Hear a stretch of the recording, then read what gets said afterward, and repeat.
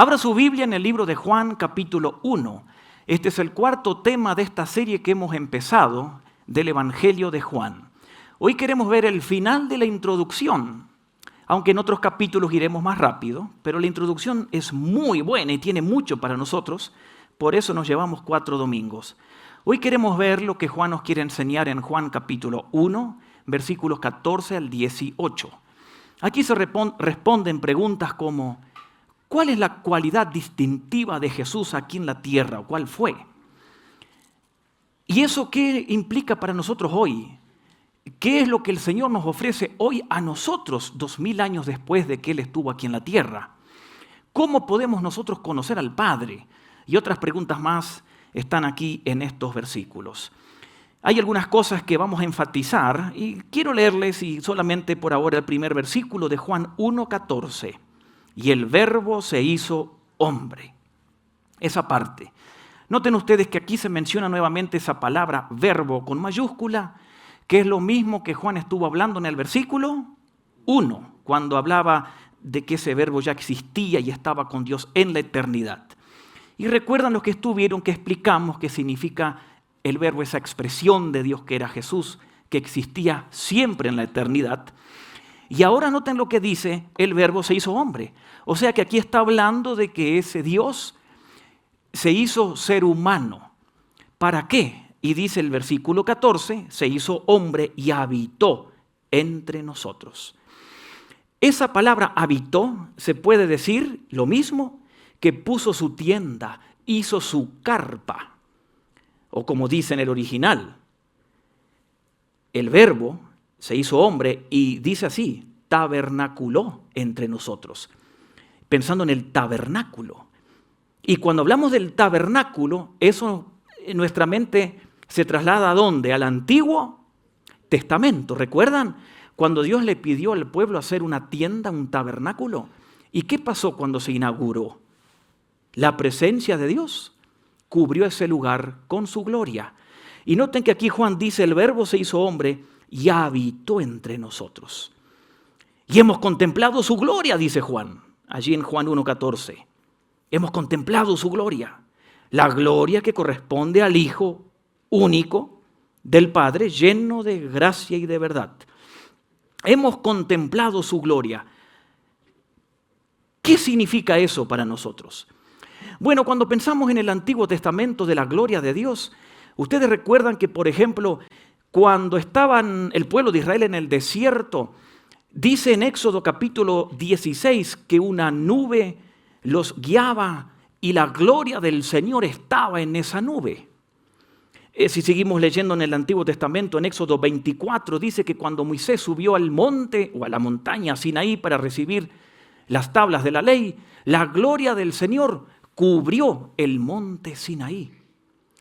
Pensando también allí en el Antiguo Testamento, en el tabernáculo, en Éxodo 40, la gloria del Señor se posó en el tabernáculo. Cuando Dios le dijo a Salomón que construyera el templo en Jerusalén, en Primera Reyes capítulo 8, el primer día que se inauguró el templo, que se dedicó el templo, ¿qué pasó? La gloria del Señor de nuevo estuvo allí. Y Juan dice ahora, en el verso 14 de Juan 1, hemos contemplado su gloria. ¿A qué se refiere? Se refiere a la misma presencia de Dios. La misma. Es la gloria de Dios que dice Juan que hemos visto cuando vemos a Jesús. Y por eso es que el Señor Jesucristo dice en Juan 5, Juan 7 y en varias partes, yo vine a mostrar la gloria del Padre. Yo no hablo para mí o no vengo a glorificarme a mí, vengo a glorificar al Padre. Porque cuando la gente, los que querían, veían a Cristo, podían ver al mismo Padre. Era la gloria de Dios en ellos. En el siguiente capítulo, en el capítulo 2 de Juan, cuando Jesucristo hace el milagro que allí presenta Juan de transformar el agua en vino, en Juan 2:11 dice que el Señor manifestó su gloria. Así que el hecho de que el Señor haya puesto su carpa, su tienda, su morada, su cuerpo en esta tierra 33 años, ¿era para qué? Para manifestar la gloria o la presencia del Padre. Y dice Juan en el verso 14 que ese verbo que se hizo hombre, Jesucristo, es lleno de gracia y verdad. 2 cualidades que menciona Juan de Jesús que las repite en el verso 17. Dice lo mismo, lleno de gracia y de verdad. 2 cualidades que la humanidad de Cristo tenía. Cuando hablamos de gracia, hablamos de ese regalo inmerecido. Y cuando hablamos de verdad, tenemos que recordar que el mismo Jesucristo dijo aquí en Juan, yo soy la verdad. O sea que la verdad es una persona, Jesús. Él personifica la verdad. Y en más lugares del Evangelio de Juan, Jesús habla de que la verdad los hace libres, hay que seguir la verdad. O sea que nos da la idea de que nosotros podemos rechazar la verdad, como la mayoría, o podemos aceptarla. Jesús estaba manifestando la gloria, la presencia del Padre, y Él era una persona llena de gracia y de verdad. Y luego dice Juan en el versículo 15, Juan dio testimonio de Él, y ahora va a Juan, el discípulo, a escribir lo que dijo Juan el Bautista. De él se habla en el versículo 19 en adelante. No vamos a hablar de eso hoy, pero en esta época Juan el Bautista tenía cientos de seguidores. Y Juan no quería que la gloria se la llevara a él o que lo siguieran a él. Entonces Juan dice, el que viene después de mí, porque Jesús nació 6 meses después de Juan, él es antes que yo, dice Juan. Porque existía antes que yo, Él es superior a mí. Y eso que dice Juan el Bautista aquí en el versículo 15, se repite exactamente en el versículo 30. Lo mismo, porque Juan el Bautista quería estar seguro que sus seguidores lo iban a dejar a Él para seguir a Cristo. ¿Sí? Y entonces Juan el Bautista dice, Él es superior a mí, a Él hay que seguir. Pero no quiero hablar mucho de este versículo el día de hoy. Quiero mejor que vayamos al versículo 16, aquí de Juan 1, donde dice así, Juan 1, 16. De su plenitud, aquí ya habla de Cristo, de su plenitud, todos hemos recibido, ¿qué? Gracia sobre gracia. Un versículo extraño, ¿no? Raro, extraño. Gracia sobre gracia. ¿Qué significa eso? Bueno, antes de ver eso, veamos esto lo que dice Juan, de su plenitud, está hablando de Jesús. La palabra plenitud tiene que ver con totalidad. Y Jesucristo, como es Dios y vino a mostrar la gloria y la presencia del Padre entre nosotros, está hablando de que la plenitud de Dios estaba en Jesús. No un pedazo de Dios el Padre, la plenitud, la totalidad de la justicia, la santidad, la gracia, la misericordia, el amor del Padre, todo estaba en Jesús. La plenitud del Padre Dios en Cristo. El que habla mucho de esto en el Nuevo Testamento, ¿saben quién es? El apóstol Pablo. Él menciona muchas veces que en Cristo estaba la plenitud del Padre, como por ejemplo en Colosenses 2:9, cuando Pablo escribe que toda la plenitud estaba en el cuerpo de Cristo. Pablo habla mucho en Colosenses de la plenitud, de la majestuosidad de nuestro Señor Jesús. Y hablando del libro de Colosenses, queremos aprovechar e informarle de algo para que usted ahora se lo agende y se lo anote. Vamos a ver una imagen ahora.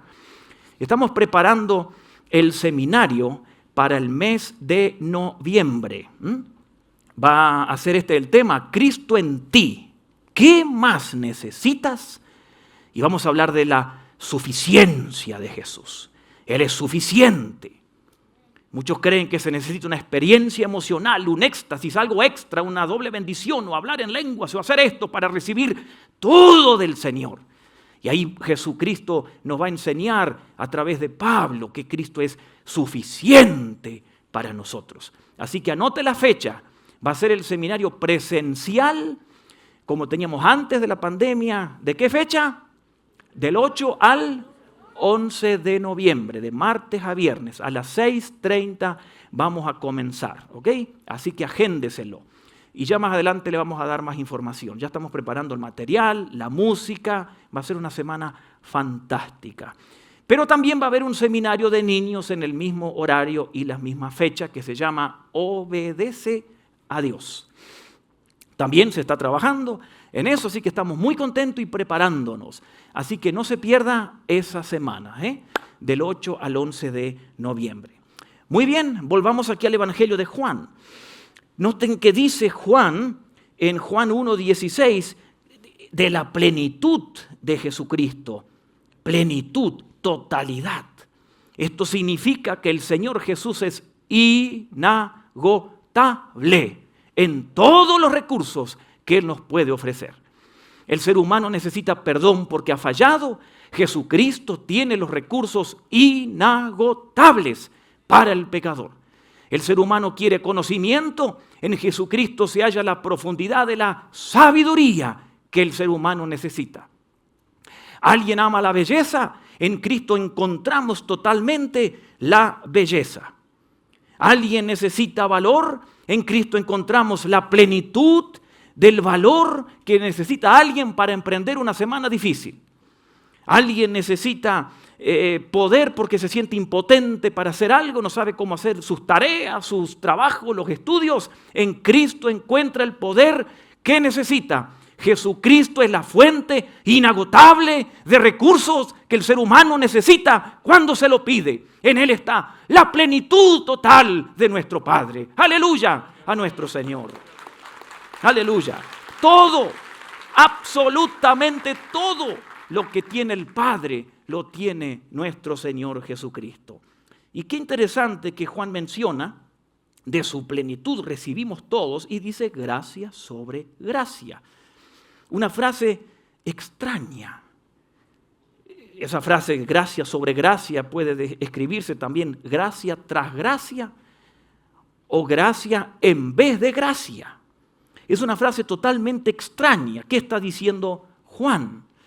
Lo que Juan nos quiere hacer entender a nosotros, por eso el título de este sermón, El Cristo distante, ya está aquí. Porque lo que Juan nos quiere hacer entender al decir esta frase, gracia sobre gracia, es que en las diferentes situaciones que cada uno tiene en la vida, o en las diferentes etapas de la vida, en cualquier momento, el Señor ofrece su gracia que requiere esa situación. Por ejemplo, acá hay niños en este culto. Los que van a la escuela mañana y tienen un examen o una tarea, esos niños necesitan una gracia diferente a la gracia que tiene usted que tiene 40 años que tiene que ir a su oficina a trabajar mañana. Usted, señora, necesita una gracia mañana diferente a la que quizás necesita un joven aquí de 20 años que mañana tiene que ir a la universidad. Son gracias diferentes, porque a veces asociamos la gracia solo para el perdón de pecados, somos salvos por gracia. Pero el Señor nos ofrece gracia tras gracia para cualquier situación que estemos atravesando en la vida. Más gracia en lugar de gracia. Necesitamos una gracia para los días de prosperidad y necesitamos una gracia cuando hay adversidad en nuestras vidas. Diferente. Necesitamos una gracia en los días primaverales de la juventud, pero el viejito de 70 años necesita una gracia diferente. Necesitamos gracia cuando estamos en control y necesitamos también gracia cuando estamos desanimados en la vida. Diferente esa gracia.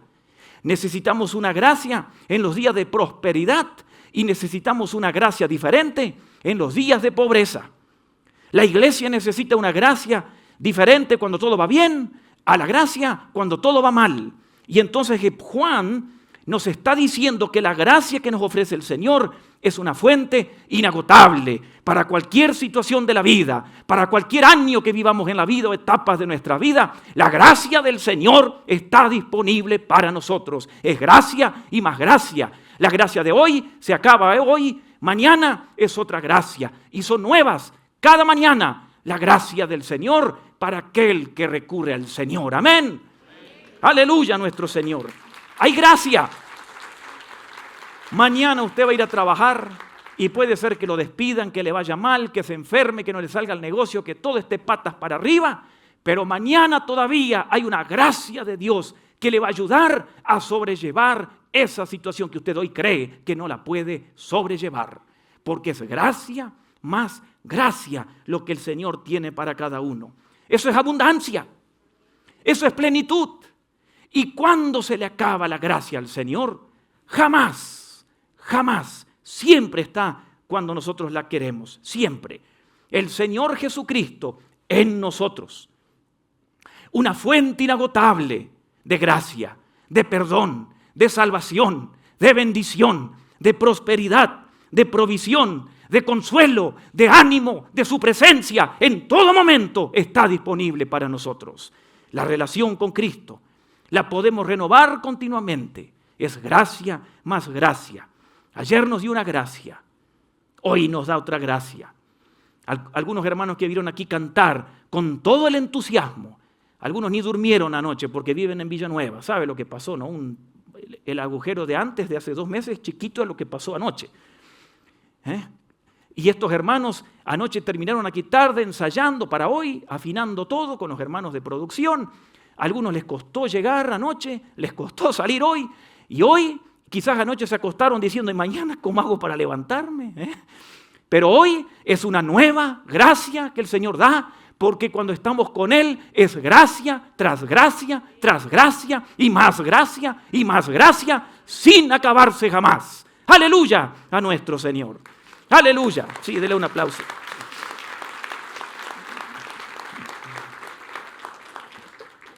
Todo lo que hay en el Dios el Padre, sus recursos están disponibles para nosotros. Y noten lo que dice Juan luego en el verso 17. Dice Juan, la ley fue dada por medio de ¿quién? De Moisés. Y nuevamente menciona las 2 palabras, pero la gracia y la verdad nos llegaron por medio de ¿quién? De Jesús. El ser humano podía relacionarse con el Señor de 2 formas, por la ley o por la gracia. Cuando el ser humano recibió la ley, allí Moisés en el monte Sinaí, los mandamientos, la ley del Señor lleno de regulaciones y mandamientos, lleno, cientos de mandamientos. Y para que el hombre fuera o la mujer fuera aceptada o aceptado por el Señor, tenía que cumplir todos los mandamientos. Y la noticia era que no hay uno que pudo cumplir todos los mandamientos, claro, a excepción de Jesús, pero ningún ser humano. Y la ley decía que el ser humano era condenado al infierno si no cumplía todos los mandamientos. Pero el problema era que ninguno pudo cumplirlo. Porque la ley, dice el libro de Gálatas, no fue dado para llevarnos al Señor, en el aspecto de que había que cumplirla o podíamos cumplirla, sino que la ley nos muestra lo malo que somos y lo incapaz que somos y que debemos reconocer que solo Él puede llevarnos a la vida eterna. La ley del Antiguo Testamento es como un espejo. Usted se mira en el espejo, si está sucio, y ve las manchas, ¿no? Pero el espejo no tiene algo para limpiarnos. Solo nos muestra cómo estamos. Así es la ley del Antiguo Testamento. Cuando uno lee todos los mandamientos, eso muestra el carácter del Dios Santo. Nos muestra lo malo que estamos, pero no nos da el poder para cumplirlo. Esa es una forma de relacionarse con Dios en el Antiguo Testamento a través de la ley. 1500 años después viene el Señor Jesucristo con otra forma de relación, gracia. La ley vino con Moisés, la gracia vino, dice aquí, por medio del Señor Jesucristo. Entonces ahora lo que nos trae Dios a nosotros es el favor de Dios. Y el Señor nos acepta no por cumplir la ley, sino por depender totalmente en la obra de Cristo, quien cumplió todas las demandas de la ley. Miren, qué lindo es estar bajo la gracia. La ley decía que no podíamos comer camarones. Qué triste. Caracoles, cerdo. Eso no se podía comer bajo la ley. Los judíos tenían prohibido. Pero bajo la gracia, Dios dice que sí lo podemos comer. En Hechos capítulo 11, Dios le dijo a un judío, Pedro, que no comía esas cosas, le dijo, Pedro, ahí tienes cerdos que te estoy mostrando, mata y come y disfrútatelos. Entonces bajo la gracia podemos comer camarones y cerdo. Yo prefiero la gracia. La ley decía que una mujer con la menstruación no podía congregarse. Lo dice Levíticos.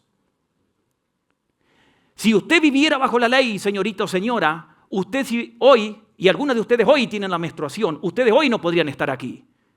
Pero están aquí porque viven bajo la gracia de nuestro Señor. Así que preferimos gracia y no ley. ¿Y quién nos trajo la gracia? Nuestro Señor Jesucristo. Aunque hay muchos cristianos que prefieren vivir bajo la ley. Yo no, y creo que la mayoría de ustedes tampoco. La gracia. los recursos inagotables del Señor. Cuando el Señor nos acepta a nosotros y pide que nosotros solo le amemos a Él, la gracia nos trae su favor. Jesús, dice aquí, es la fuente de gracia y de verdad. Y luego dice el versículo 18 que nadie vio jamás a Dios al Padre, pero el Hijo unigénito, el Hijo único en su especie. Nosotros somos hijos de Dios al aceptar a Cristo como nuestro Salvador, pero diferente especie. Jesús es el Hijo que moraba con el Padre siempre, al mismo tiempo es Dios. Él nos ha dado a conocer al Padre. Miren qué interesante. Ni Moisés pudo ver a Dios, ¿recuerdan ustedes? Allí en Éxodo capítulo 33, cuando Moisés le dice, Dios, quiero verte, y ellos tenían una relación increíble, íntima. Dios le dijo, ok, está bien, ponete allí en esa cueva que hay ahí, en esa montañita, ahí, en esa roca. Y hay un agujero, había allí. Y dice Dios, mira por ese agujero y yo voy a pasar y me vas a ver.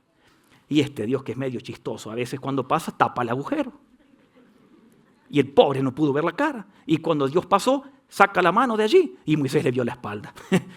Y Moisés dice, pero ¿cómo si no era que te iba a ver? Y le dice Dios en Éxodo 33:20, nadie puede verme.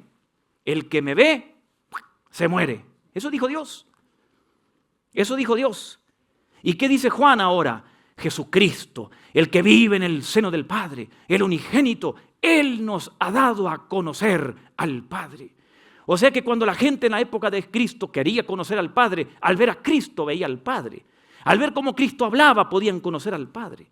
Al ver cómo Cristo reaccionaba a los problemas, cómo Él vivía, cómo eran sus actitudes, sus gestos, podían conocer cómo era el Padre totalmente, porque la plenitud del Padre habitaba corporalmente en Jesús. Y hoy en día nosotros, si queremos conocer al Padre, tenemos que hacer lo mismo. ¿A quién tenemos que conocer? A Jesús. Porque Él nos hace conocer al Padre. El único que conoce al Padre de manera íntima y eterna fue Jesús. Por eso nos puede enseñar cómo es el Padre, nadie más. Es como que usted quiere enseñarle a alguien cómo es la nieve. Si usted nunca tocó la nieve, usted no le puede decir a alguien cómo es la nieve. Usted tiene que conocer algo para enseñar sobre esa cosa. Y así es con Dios, el Padre. El único que vivió eternamente con el Padre, Jesucristo. Y Él nos puede hacer conocer al Padre, porque siempre vivió con Él. Jesucristo reflejaba al Padre. Y aquí en el Evangelio de Juan, en varias partes dice Jesús, yo vine a traer la gloria del Padre, vine a mostrarles al Padre. Yo no hago lo que yo quiero, hago lo que el Padre me manda, siempre buscando que la gente le conociera. Y conociendo a Cristo, conocían a Dios. El problema es que muchos no lo conocieron. El discípulo Felipe en Juan 14 dice, Jesús, queremos conocer al Padre. ¿Y qué dice Jesús? Pero hace 3 años que estoy con ustedes y no me conocen. El que me ha visto a mí ha visto al Padre, Felipe. Y el Señor nos dice a nosotros lo mismo, que conozcamos a Jesús para conocer al Padre. Y conocer a Cristo en una relación personal, entonces nosotros podemos disfrutar de esas cualidades del Señor y podemos disfrutar de su plenitud cuando hay necesidades en nuestras vidas. Y podemos disfrutar su gracia y más gracia en cualquier etapa de la vida, buena o mala. Los recursos inagotables de Dios están a favor nuestro cuando le conocemos. Cuando le conocemos. Por eso, si usted quiere conocer al Padre, conozca a Cristo. Conozca a Cristo. Y entonces Él, como dice Juan, de Él tomamos la plenitud de gracia y más gracia y más gracia. Gracia y más gracia y más gracia. Usted mañana va a ir al colegio, necesita una gracia. Usted mañana va a hacer una venta de algo, necesita una gracia. Usted mañana va a ir a estudiar, necesita una gracia. Hoy terminarán cansados de cantar, de servir aquí en la iglesia. Mañana hay que levantarse a trabajar de vuelta. Necesitamos una gracia nueva y diferente. Y el Señor promete que lo va a hacer porque su plenitud está disponible. Gracia y más gracia. Y al conocerle a Cristo, podemos tener todos esos recursos y podemos conocer al mismo tiempo al Padre. Porque Cristo nos da a conocer al Padre, lleno de gracia y verdad. Conocemos la verdad. Él nos guía a toda verdad. nos muestra el camino en la vida. Gracia y verdad para todos, para todos. Amén. Incline su rostro, vamos a orar. Señor, gracias por Jesús, porque acampó entre nosotros 33 años, puso su tienda aquí 33 años, para conocerle, para desplegar a la humanidad una nueva forma de relacionarnos, ya no por la ley, no por mandamientos que solo nos mostraban lo malo que éramos y nos condenaban porque no los podíamos cumplir, sino que nos mostró que ahora nos basamos en una relación de gracia contigo, donde reconocemos nuestra incapacidad, pero nos aferramos a tu poder. Señor, te alabamos y bendecimos, te exaltamos. Y así con el rostro inclinado quiero preguntar si alguien quizás no tiene una buena relación con el Señor y quiere reconciliarse, o alguien quizás no le conoce y quiere aceptar a Cristo como su Salvador. Levante su mano, por favor. Quizás alguien quiere tomar esta decisión y quiere experimentar los beneficios del Señor, la gracia sobre gracia.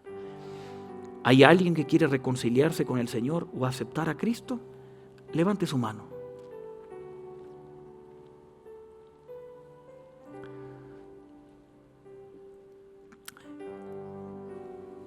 Allí hay una persona que levantó la mano, ya se acercaron. Que Dios le bendiga. ¿Alguien más? Dios le bendiga. ¿Alguien más? Muy bien, Señor, te damos gracias porque tú tocas nuestros corazones. Y algunos de nosotros que ya te tenemos en el corazón, o la mayoría, te pedimos que nos ayudes, Señor, a tener esa relación contigo donde experimentemos tu plenitud en nuestras vidas. Para cada momento, para cada circunstancia, para cada situación, fácil o difícil, buena o amarga, que tu gracia nos ayude. Señor, queremos conocerte. Señor, queremos aprender a conocerte. Y que tú con toda tu plenitud te manifiestes a los corazones sencillos, humildes que te buscan. Que a veces no podemos explicar con palabras o con la Biblia cómo te conocemos íntimamente, pero lo sentimos. Lo experimentamos y sabemos que te amamos, como estudiábamos el domingo pasado. Sabemos que somos tus hijos, aunque no lo podemos explicar. Sabemos que te pertenecemos hasta la muerte y que eso nada lo va a separar. Señor, gracias por todo. Bendice a todos los que están en este culto, a los que están viendo la programación o escuchándonos, a los niños y adultos, y ayúdanos a conocerte y a experimentar tu plenitud en nuestras vidas. En el nombre de Jesús. Amén y amén.